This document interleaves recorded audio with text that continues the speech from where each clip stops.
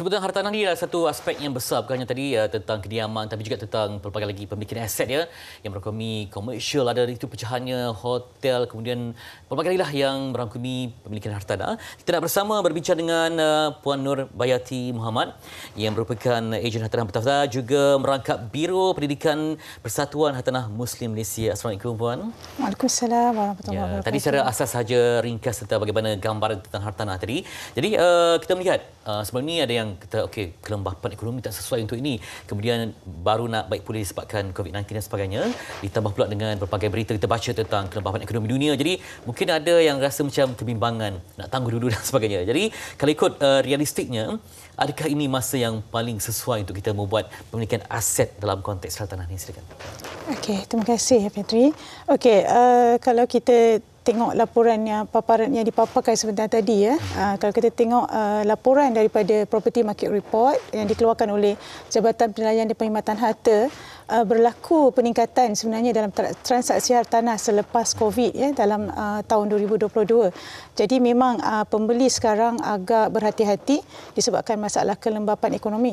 Tapi pada pendapat saya, sebenarnya tidak ada istilah waktu yang sesuai ataupun tidak sesuai untuk membeli hartanah sebenarnya, sebab hartanah ni merupakan satu, orang kata apa, keperluan asas manusia, sama ada untuk kediaman atau untuk perniagaan atau lain-lain tujuan. Jadi waktu yang sesuai sebenarnya bergantung kepada keperluan, tujuan kenapa hartanah tu perlu atau hendak dibeli ya. So paling penting ialah pembeli itu mempunyai kemampuan kewangan. Jadi bila seseorang pembeli ataupun pihak yang ingin membeli itu mempunyai kemampuan keuangan, tidak kira bagaimanapun keadaan ekonomi, waktu itu adalah waktu yang sesuai lah.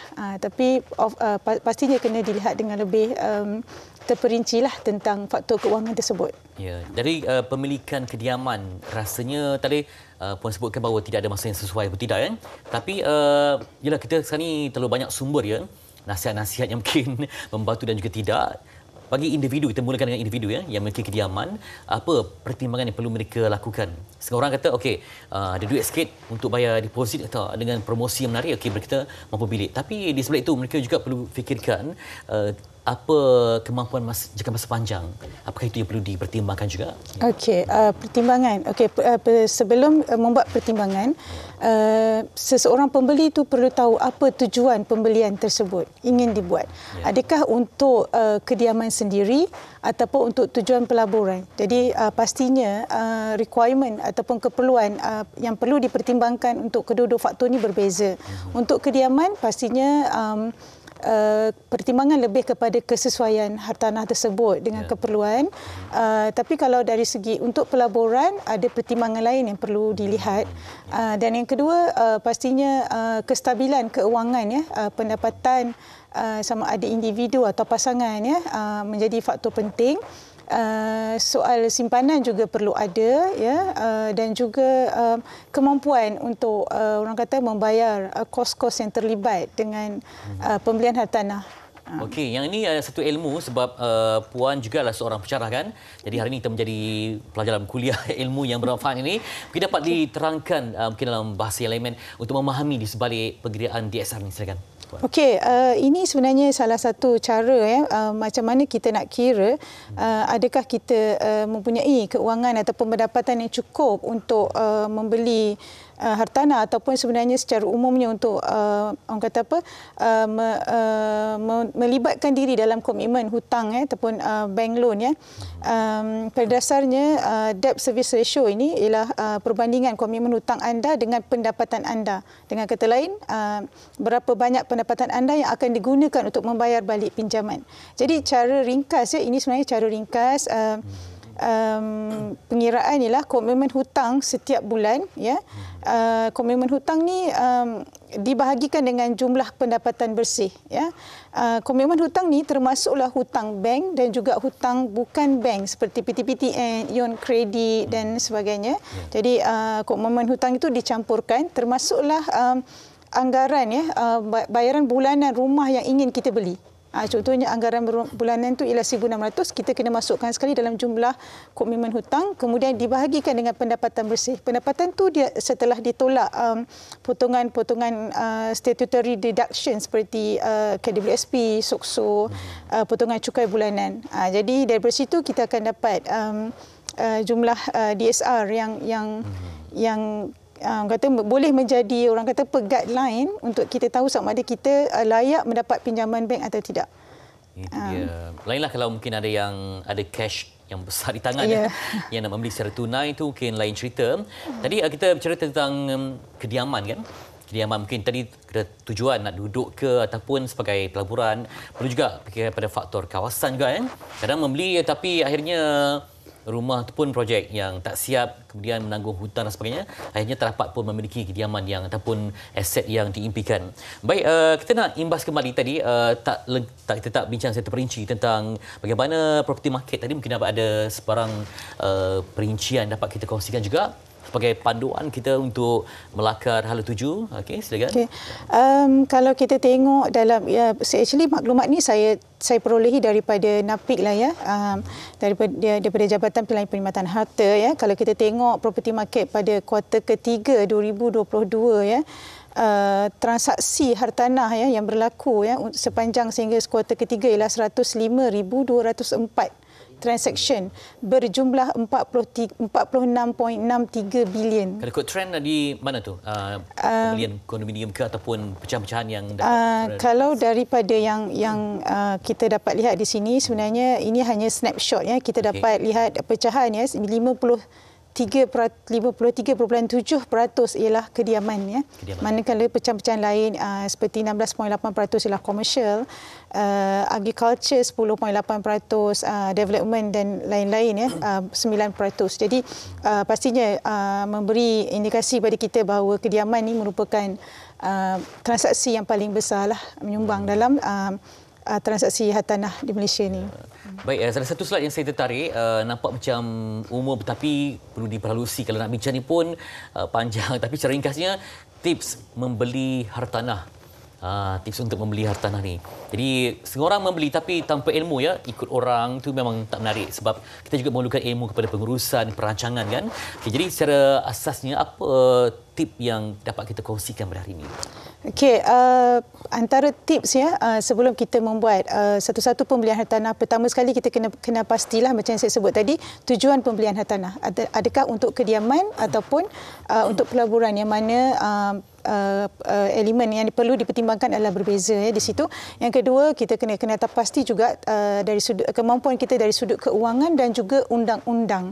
Sebab ya hartanah banyak melibatkan undang-undang ya. Tidak semua orang boleh beli semua properti sebab ada berbagai kategori hartanah seperti Malay Reserve, Bumi Lot dan sebagainya. Jadi kita kena tahu hartanah bagaimana yang kita boleh beli. Yang ketiga, kita kena bina kekuatan keuangan kita ya. Kekuatan keuangan dari sudut pertama sekali kita kena bina dan kekalkan rekod keuangan yang baik ya. Jangan kalau boleh elakkanlah terjerumus dalam hutang yang tidak sihat seperti personal loan, credit card dan sebagainya ya. Jadi itu akan mengurangkan kemampuan anda untuk mendapatkan pinjaman bank ya.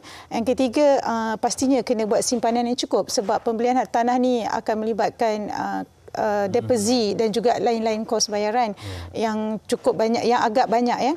Yang ketiga, pastinya yang paling penting ialah kita perlu ada ilmu ya. Kalau boleh ilmu pun kena upgrade ya. Ilmu tu kena orang kata apa, tak boleh beli property tanpa ilmu sebab anda akan orang kata apa, mungkin terjerumus dalam penipuan ataupun kerugian ya. Sebab hartanah ni memang satu aset tapi dia juga boleh jadi liability jangka panjang sekiranya kita silap membuat percaturan ya.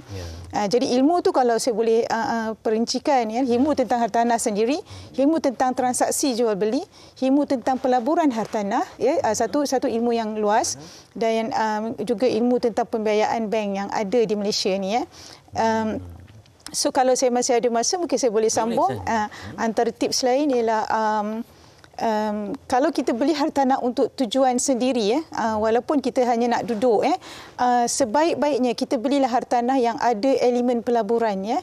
Ada orang dia beli rumah dekat kampung, hartanah dekat kampung, plan nak settle down dekat kampung, tapi lepas 30 tahun tak settle down kat kampung pun kan. Jadi dia tidak menjana satu orang kata apa, positif cash flow kepada pemilik hartanah tersebut. Jadi beli elemen hartanah yang ada yang ada elemen pelaburan walaupun untuk duduk sendiri. Kadang beli tanah sebidang tapi hujung-hujung kan tak tak maju, jadi tak ada orang duduk. Kadang-kadang kita beli tanah dah 20 tahun, 10 ke 20 tahun tak berlaku peningkatan nilai. Jadi elemen pelaburan di sini maksudnya sama ada keuntungan sewa ataupun kenaikan nilai setiap tahun ataupun kedua-duanya sekali lah.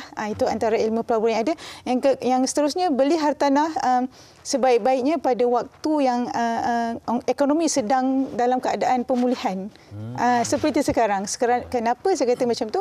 Sebab bila dalam keadaan ekonomi sedang dalam pemulihan, kerajaan akan melancarkan pelbagai stimulus package ya untuk merangsang kenaikan harga hartanah. Jadi kat situ kita boleh dapat pengecualian cukai seperti sekarang. Kita ada pengecualian cukai dalam stamp duty untuk properti yang di bawah 500,000 untuk pembeli rumah pertama ya. Jadi dekat sini kita akan buat banyak penjimatan ya. And then yang seterusnya beli waktu buyers market macam sekarang lah buyers market. Jadi kita boleh bila buyers market ni proses rundingan tu akan melibatkan pembeli ya. Maksudnya penjual tadi akan lebih fleksibel ya. Kalau sebelum ni kita tengok kalau sellers market penjual akan minta 10% down payment kan, bayaran-bayaran yang lain yang agak menekan. Tapi dalam buyers market dia akan lebih memihak kepada pembeli lah. Dan kita perlukan ilmu untuk memahami apa package yang ditawarkan ya. Kadang ada macam carnival, jom beli rumah, di situ ada pelbagai individu yang ada di situ, guaman, consultation, pihak pemaju, supaya kita dapat ilmu lah. Tadi ilmu ni tak boleh kita dapat hari ni, tak boleh, dia mesti upgrade dari waktu ke waktu. Okey, sekarang masa agak terhad. Terima kasih kepada Puan berkongsi sikit gambaran yang jelas tentang bagaimana pemilikan rumah. Jadi mungkin ada yang tak sabar tapi sabar dulu. Wang ada, tertambah dengan ilmu, cantik untuk pelaburan masa panjang. Terima kasih kepada Puan Nurbayati Muhammad, merupakan ejen hartanah berdaftar, merangkap Biro Pendidikan Persatuan Hartanah Muslim Malaysia, berkongsi di sebalik isu pemilikan hartanah ini sama ada sesuai atau tidak pada waktu sekarang.